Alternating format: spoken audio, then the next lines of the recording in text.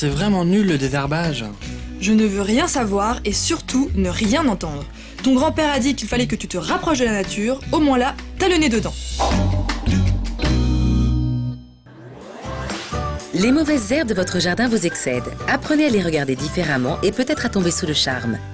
Si elles deviennent trop envahissantes, des méthodes naturelles existent pour les enlever en évitant l'usage de désherbants chimiques.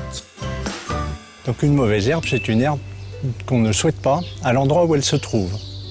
Une herbe peut être bonne à certains endroits et mauvaise ou indésirable à un autre endroit. Pour désherber sans pesticides chimiques, il y a plusieurs méthodes.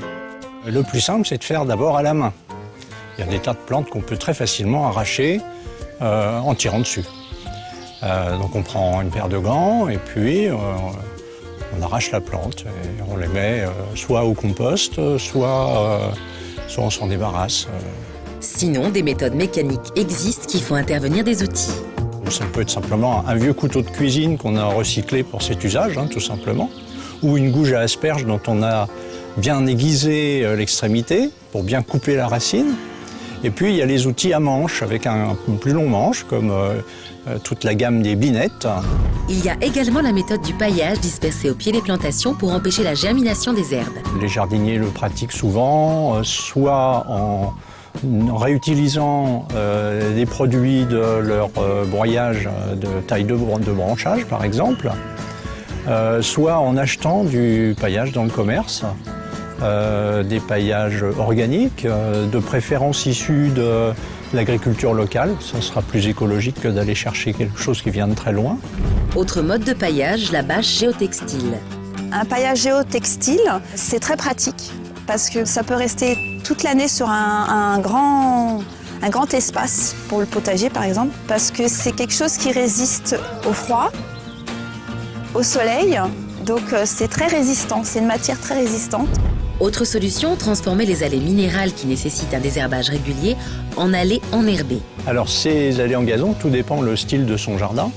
Si on veut un jardin très ordonné, on tentera d'avoir une pelouse qui ressemble au tapis vert d'un château. Mais tout le monde n'a pas cette ambition. On peut aussi trouver tout à fait satisfaisante une pelouse qui est généreusement accompagnée de violettes, de primevères, de pâquerettes, qui vont parfumer le jardin, qui vont lui apporter de la vie. Tout est dans les attentes du jardinier et quel est le canon esthétique que l'on a de son jardin. Dès 2020, les collectivités locales ne pourront plus utiliser de pesticides chimiques. Beaucoup de villes comme Nantes, Poitiers ou Versailles ont d'ores et déjà adopté les allées enherbées, avec comme bénéfice immédiat de ne plus utiliser de produits phytosanitaires. C'était 130 000 litres de mélange, c'est-à-dire de l'eau plus un produit chimique, utilisé chaque année sur la ville de Versailles pour traiter les herbes indésirables sur les surfaces inertes ou végétalisées. Les allées enherbées, tout d'abord c'est beau. Et puis vous avez aussi le rythme des saisons, vous voyez au printemps les fleurs qui apparaissent. Et je crois que cette réintroduction de la nature est très importante.